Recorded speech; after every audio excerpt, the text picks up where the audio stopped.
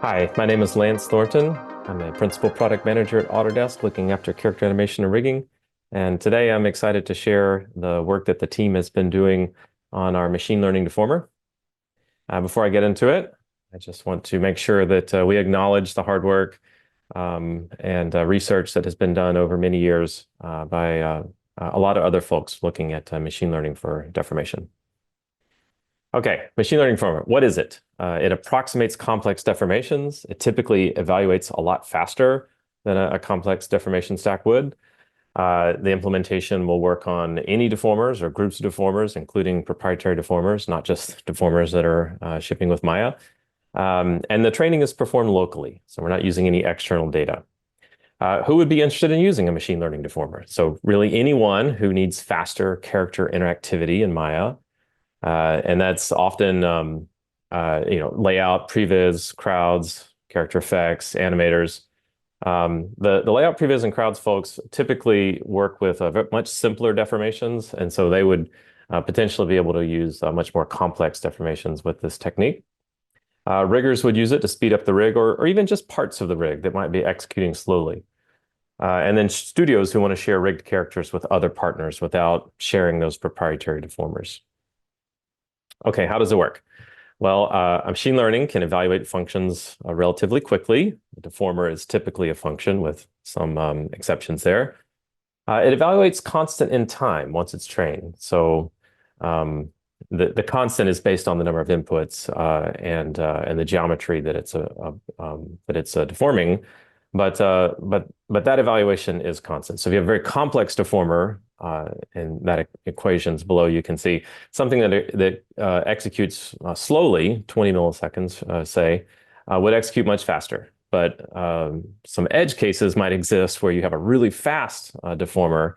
The machine learning deformer might actually execute slower. So this really is for use in very complex deformation systems.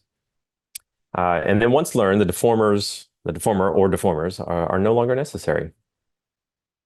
So two phases, there's training and then there's evaluation.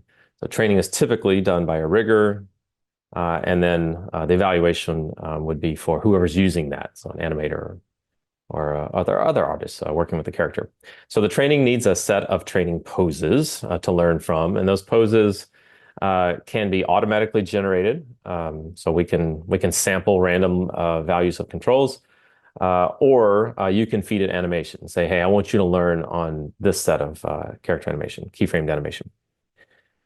So let's go a little bit more into evaluation. So in this diagram here, you can see, so we have the original geometry on the left and the deformed geometry on the far right. So the inputs would be that original geometry, animation controls, and that goes into linear blend skinning. And then after that, you would have a series of deformer, one or more deformers in a chain, and then they give you your final deformed geometry. So the ML deformer replaces that deformer or series of deformers with a single node. And let's take a look at some of the results that we got. Turn the volume down a little bit. So this is a character that was rigged by our friends at Digital Fish. Thank you, Digital Fish, for this. And so that was a good collaboration. This is a representative, we feel, of a complex production rig. So this character you can see is moving quite slowly with its muscle system and all the complexity of deformers that it has. And then once it's trained, that same animation is much faster. So you can kind of just see a comparison in performance. So, 4x plus speed improvement for this particular character. Again, the performance improvement will vary depending on the complexity of the character and deformation stack that you're using.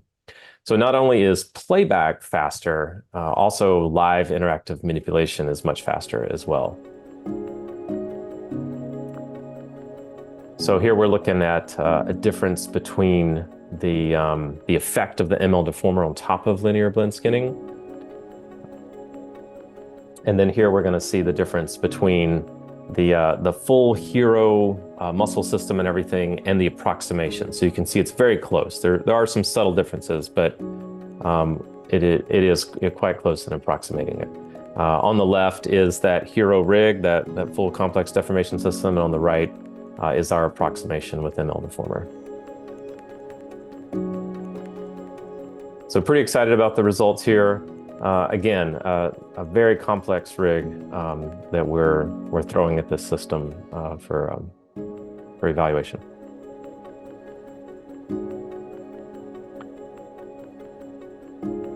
Okay, all right. So in addition to bodies, we also can approximate faces. We're training on the controls as inputs, so we can also approximate a face, which you can see here. And we think the approximation, again, is quite good. It's close to the original.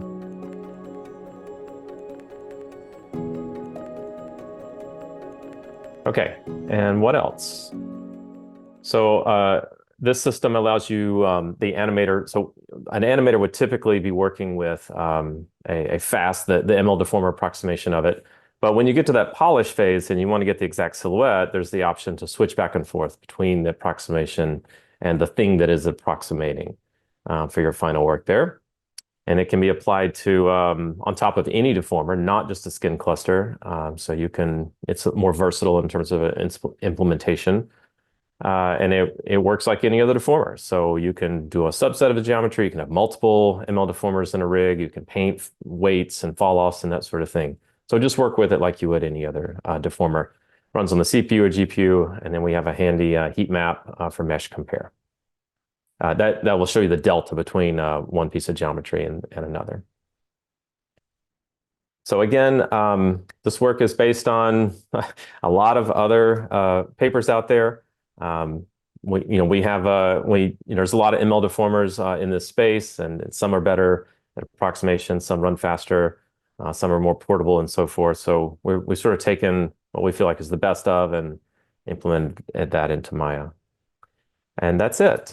Thank you all for listening and your attention, and excited to see what people do with this in production.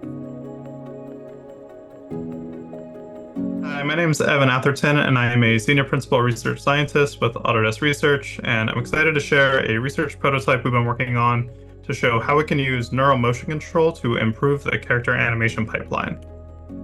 Before I start, here's the obligatory safe harbor statement, which basically says what I'm sharing is in the context of research, and I'm not making any promises that this research will become a product, service, or feature. And with that out of the way, I want to start with something that's really important to us at Autodesk, which is AI is a how. AI should be how we do something, not why we do something. Especially in the last year or so, with all the hype around generative AI, image generators, LLMs, it's been a bit of a push to just throw AI at stuff. But at the end of the day, we want to make sure we're solving real customer problems. And the specific problem we're looking at solving here is that animation is hard. I suspect that's pretty obvious to this crowd, not super controversial, but my thesis here is that the reason animation is still so hard is because the fundamental technique that animators use to create performances hasn't changed in over a century. They start with key poses and then continue to add more and more poses in between until eventually they get the movement and the performance they want. Here's a time lapse of an animator using Maya to create a simple walk cycle using that exact same process. They're grabbing these rig controllers, posing the character, keying those poses. They're going back and forth between the reference, graph editor, adding more poses, play blasting, refining their keyframes. Won't play this whole time lapse, but this was a 3-hour exercise for this artist, all to get what's essentially 2 steps that are copy and pasted into a walk cycle. So even though this process has been entirely digitized, it's still super tedious and takes a lot of work to get that natural movement. In contrast, here's an art-directed animation that was done in around 3 minutes in Maya on a production-ready rig with only a handful of keyframes. Instead of 3 hours for 2 steps, it's 3 minutes for a more complex natural performance. And this was done using the workflow I'm going to share with you today that uses neural motion control to improve this character animation workflow. But before I talk about neural motion control for character animation, I want to give a bit of context around the history and science of neural motion control as a technique, which actually has strong roots at SIGGRAPH. These are two of the most influential early papers, in my opinion, that laid the scientific foundation for neuromotion control, are still being referenced and built on today. The first being phase function neural networks for character control by Holden et al., followed by mode adaptive neural networks for quadruped motion control by Zhang, Stark et al. And in general, the problem these papers were looking at was to learn realistic motion from data and then use that learning to drive the motion of characters in gaming and interactive applications using real-time user input.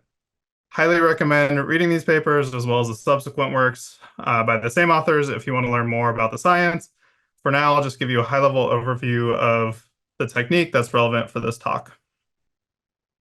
At a super high level, there's a neural network, or in some cases, combination of neural networks, and it's trained on animation data. In practice, this data is typically motion capture data, but can also be keyframe animation data. And they can work with less than an hour or so of motion data for training, so a small amount of relatively easy to acquire data, in contrast to the billions of samples needed to train large language and image models, for instance. The models themselves are relatively small and take on the order of hours to train on a single machine. Again, in contrast to large models, which take weeks and months to train in some cases. Each input sample for the training process consists of the pose of the character at the current frame, along with some trajectory information, which is essentially where the character has been and where we want it to go. And the output sample during training, which is what the network is trying to learn, is essentially the same information, but at the next frame. So given the current state of the character, what should the state of the character be at the next frame? Once it's trained, we can give the network some new high-level information about how we want the character to move. The network takes that information along with the current pose of the character and predicts the next pose of the character.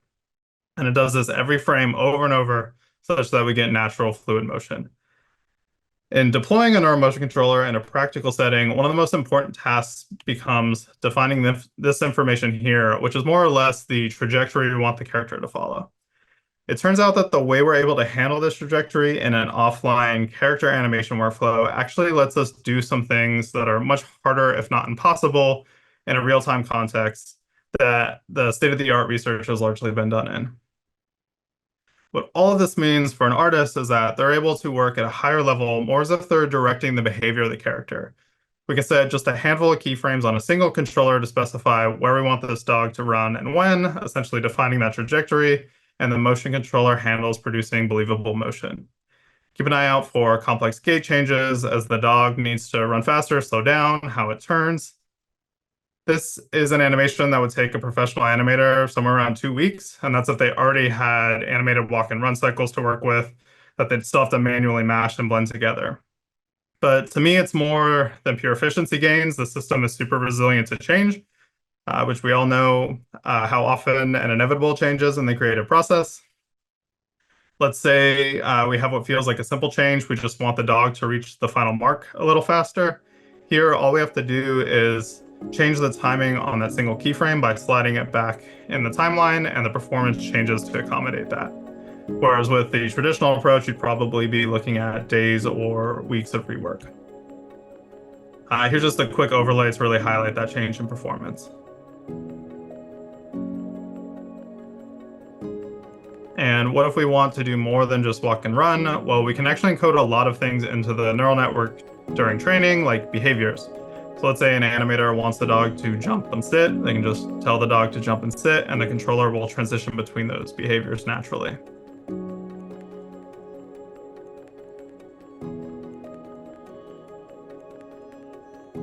So it's really easy to get a diverse set of natural-looking performances with just a few keyframes, which is great if you need to animate not just one character, but many characters, but it also makes it much easier to iterate and explore to really get that perfect performance you're looking for, even with just a single character.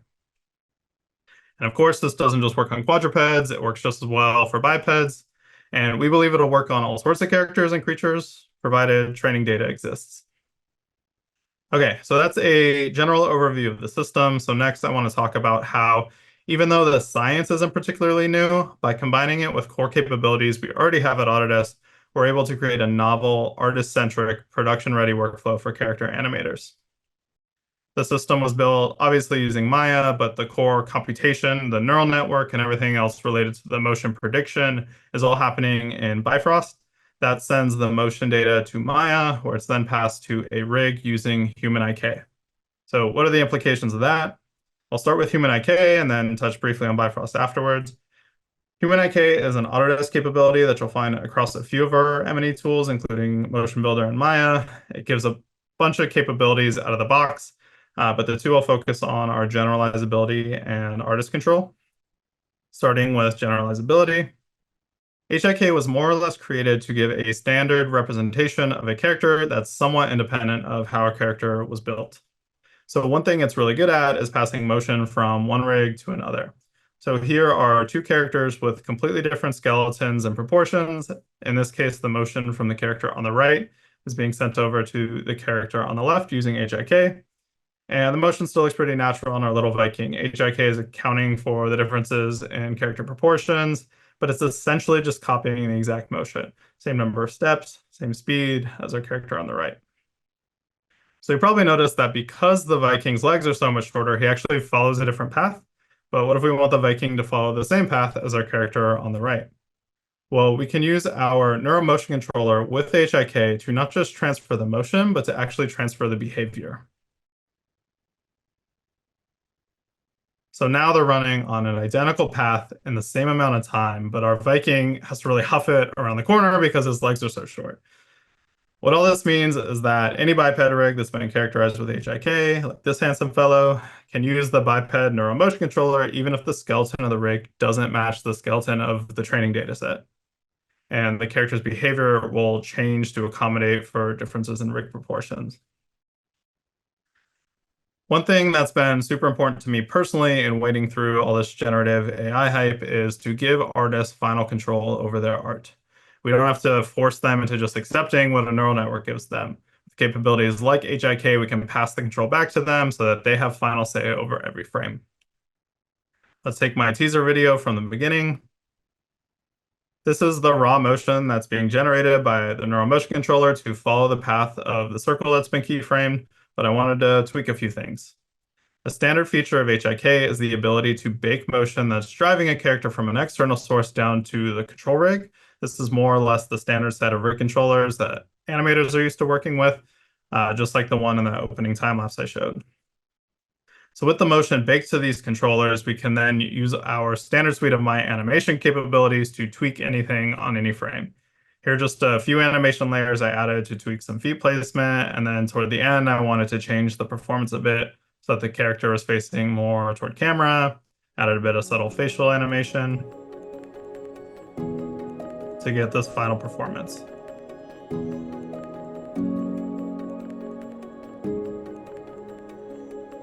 All right, on to Bifrost. Where HIK gives us generalizability and artist control, Bifrost gives us modularity and portability.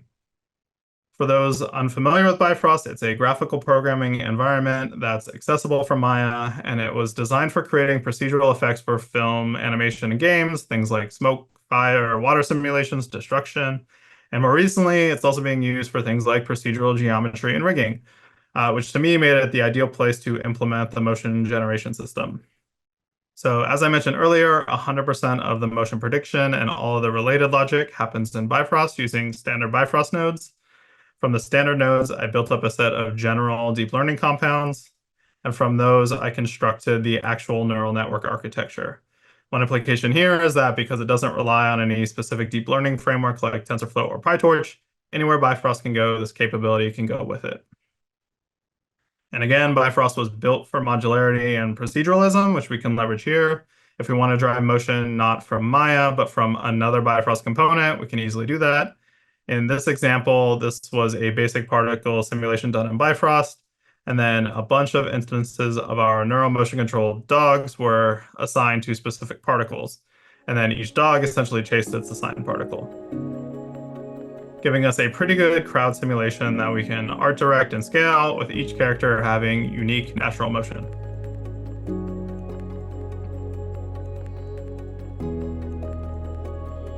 And with that, I'll end sort of back where we started. Animation is hard. This workflow is just one approach to improving one particular part of character animation. Still have a lot of work to do, but hopefully I've at least convinced you that we can use AI in an artist-centric way to make animators' jobs a little bit easier. Thank you.